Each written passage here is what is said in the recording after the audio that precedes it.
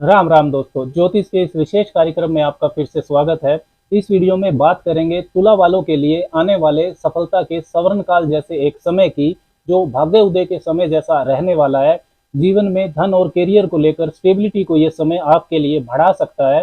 देखिए, ज्योतिष में सफलता का सवर्ण काल या भाग्य उदय का समय उसे कहते हैं जब कोई अति शुभ ग्रह, जो कि आपकी कुंडली में भी शुभ स्थिति में हो, अपनी महादशा या अंतरदशा में लंबी अवधि तक चले, या गोचर में कम से कम दो या दो से ज्यादा ग्रह शुभ स्थिति में लंबी अवधि तक रहें। तुला राशि वालों के लिए भी नवंबर 2023 से जून 2024 तक के बीच के 8 महीने सवर्ण काल की तरह साबित हो सकते हैं। भाग्य उदय जैसा ये समय आपके लिए रह सकता है।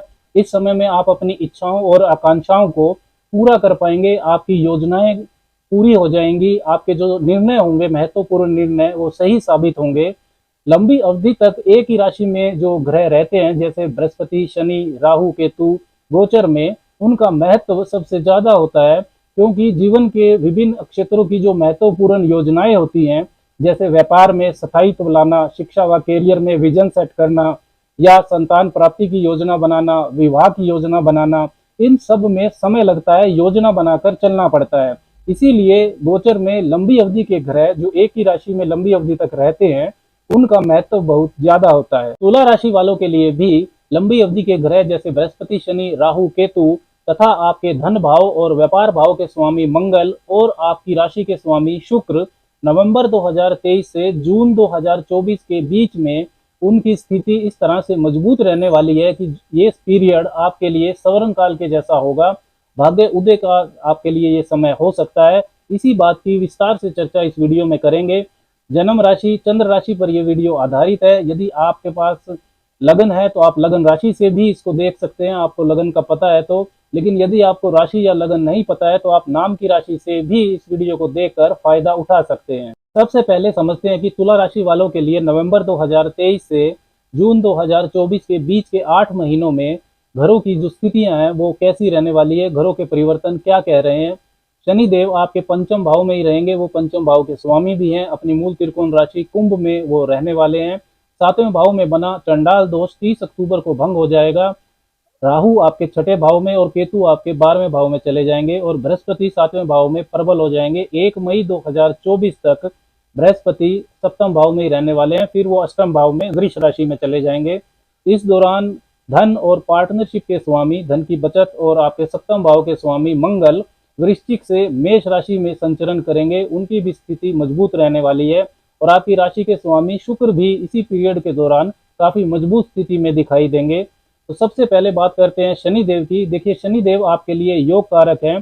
एक केंद्र और त्रिकोण भाव के स्वामी, चतुर्थ और पंचम भाव के स्वामी बनते हैं। सबसे शुभ ग्रह हैं वो तुला वालों के लिए। 17 जनवरी 2023 को शनि देव ने आपके पंचम भाव में प्रवेश किया था, लेकिन फिर वो वक्री हो गए। लेकिन अब 4 नवंबर 2023 से वो मार्गी हो जाएंगे। वक्री ग्रह का जो फल होता है वो सीधा सीधा नहीं मिलता है, लेकिन 4 नवंबर से वो अपनी सीधी चाल चलेंगे, और इन 8 महीनों के दौरान वो मार्गी अवस्था में ही संचरण करने वाले हैं। 30 जून 2024 को शनिदेव फिर से मार्गी होंगे। जनरली पंचम भाव में शनि का गोचर इतना ज्यादा शुभ नहीं माना जाता है, लेकिन क्योंकि तुला वालों के लिए वो योग कारक है, अपनी मूल त्रिकोण राशि कुंभ में वो रहने वाले हैं, तो शनिदेव आपको पंचम भाव में काफी शुभता देने वाले हैं। पंचम भाव का स्वामी पंचम भाव में ये काफी मजबूत स्थिति बनती है। आपकी इंटेलिजेंस, बुद्धि, बौद्धिक क्षमता को ये बढ़ाएंगे। निर्णय लेने की शक्ति मजबूत होगी। इन 8 महीनों में जो भी महत्वपूर्ण निर्णय आप लेंगे, उनका लाभ आप लंबे समय तक प्राप्त करेंगे।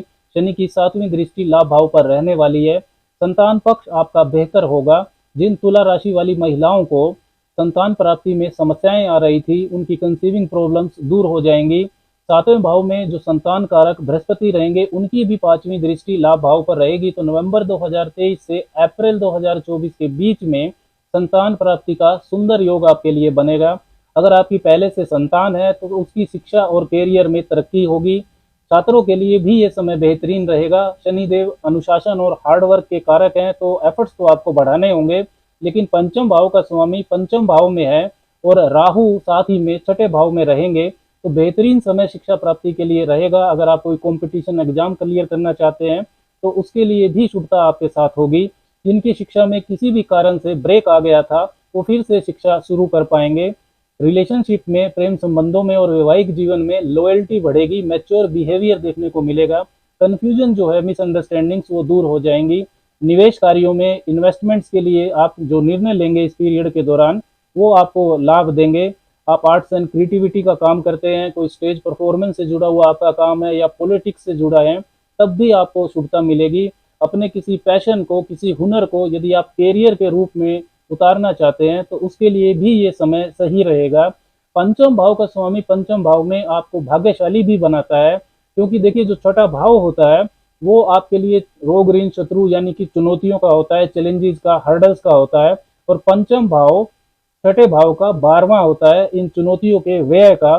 तो अपनी बुद्धि से आप हर चुनौती से बाहर आ जाएंगे। तुला वालों के लिए दूसरा सबसे महत्वपूर्ण परिवर्तन ये होगा कि 30 अक्टूबर को आपके सप्तम भाव में बना हुआ चंडाल दोष वो खत्म हो जाएगा। राहु आपके छठे भाव में आ जाएंगे और केतु आपके 12वें भाव में चले जाएंगे। राहु का छठे भाव में गोचर बहुत ही शुभ माना जाता है।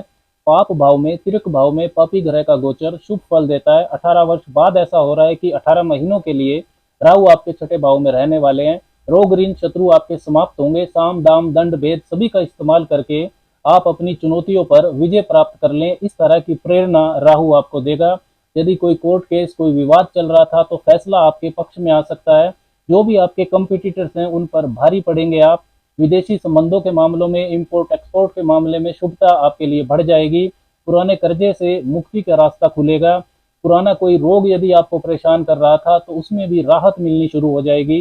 राहु का जो शुभ प्रभाव है वो 1 मई 2024 तक ज्यादा आपको मिलने वाला है, क्योंकि राहु के जो डिस्पोजिटर हैं बृहस्पति, वो 1 मई 2024 से पहले मेष राशि में रहेंगे, केंद्र में आपके सप्तम भाव में मजबूत स्थिति में।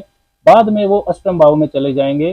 शनि की 10वीं दृष्टि और राहु की 9वीं दृष्टि आपके दूसरे भाव पर रहेगी, तो धन के पीछे तो आप भागेंगे और उसे पाएंगे भी, लेकिन शॉर्टकट ना अपनाइएगा। और पारिवारिक रिश्तों का विशेष तौर पर ध्यान रखिएगा। यदि आप फैमिली बिजनेस से जुड़े हुए हैं तो अलगाव की स्थिति बन सकती है। साधारणतः भी पारिवारिक रिश्तों के मामले में काफी सावधानी आपको रखनी पड़ेगी।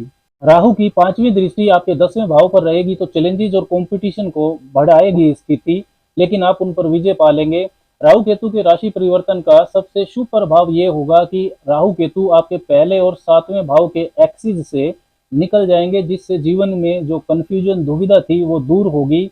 आपकी जो सोशल इमेज है और स्वास्थ्य के प्रति जो लापरवाही चल रही थी वो दूर हो जाएगी। आपकी सोच से नकारात्मक विचार दूर हो जाएंगे। 7वें भाव में अप्रैल 2023 से चल रहा चंडाल दोष भंग होगा, जिससे वैवाहिक जीवन में, व्यापार में, व्यापारिक साझेदारियों में जो परेशानियां चल रही थी उनमें कमी आनी शुरू हो जाएगी। रिश्तों की परेशानियां कम होंगी। जो भी महत्वपूर्ण व्यापारिक निर्णय गलत साबित हो रहे थे, नुकसान हो रहा था, उनमें भी कमी आएगी। बृहस्पति 30 अक्टूबर के बाद आपके सप्तम भाव में रहेंगे, तो वैवाहिक जीवन में, व्यापार में, व्यापारिक साझेदारियों में बुद्धिमत्ता का, ज्ञान का इस्तेमाल करके आप हालात को ठीक कर सकते हैं। शनि और बृहस्पति दोनों की दृष्टियां लाभ भाव पर रहेगी, तो विवाह योग बनेगा। नवंबर 2023 से अप्रैल 2024 के बीच तुला वालों के लिए प्रबल विवाह होने का योग रहेगा। लेकिन एक चीज का आपको ध्यान रखना है कि बृहस्पति ग्रह तुला वालों के लिए डायनामिकली अशुभ ग्रह होते हैं। तीसरे और छठे भाव के स्वामी फंक्शनल मैलेफिक होते हैं। तो रिश्तों में, व्यापार में, पार्टनरशिप में एथिक्स, नैतिकता का आपको ध्यान रखना होगा, उसको बनाए रखिएगा। बृहस्पति आपके साहस और पराक्रम को बढ़ाएंगे। नजदीकी रिश्तेदारों का साथ आपको मिलता रहेगा, क्योंकि बृहस्पति की 9वीं सर्वग्रही दृष्टि आपके तीसरे भाव पर रहेगी। कम्युनिकेशन स्किल्स भी आपका प्रभावी होगा। नया स्टार्टअप यदि करना चाहते हैं तो कर पाएंगे। 16 नवंबर से 30 जून के बीच आपके धन भाव और व्यापार भाव के स्वामी मंगल भी वृश्चिक से मेष राशि में संचरण करेंगे। पराक्रम, धन लाभ को लेकर स्थिति आपकी मजबूत रहेगी। आपकी राशि के स्वामी शुक्र भी इसी पीरियड में पहले, दूसरे, तीसरे, चौथे, 5वें और सप्तम भाव से गुजरेंगे। उनकी स्थिति भी ज्यादातर मजबूत रहने वाली है। तो गोचर में इन 8 महीनों में काफी मजबूत ग्रह स्थिति तुला वालों के लिए बन रही है। इसलिए नवंबर 2023 से जून 2024 के बीच का समय आपके लिए सफलता का स्वर्ण काल साबित हो सकता है। भाग्य उदय कराने वाला ये समय रहेगा। इसका आपको लाभ उठाना चाहिए। अपनी योजनाओं को इसी के अनुसार बनाएं। साथ में कुछ अच्छे उपाय आपको करते रहना चाहिए। भगवान शिव की आप उपासना करें। शिवलिंग पर 1 चम्मच दही अर्पण करें और उसके बाद जल अर्पण करें। और 10-15 मिनट ओम शुम शुक्राय नम है इस मंत्र का आपको जप करना चाहिए। रविवार या मंगलवार को गुड़ व अनाज का दान निर्धन को करना चाहिए। माँ लक्ष्मी की आप उपासना करें, उन्हें लाल फूल अर्पण करें और कपूर से उनकी आरती करें। राम राम।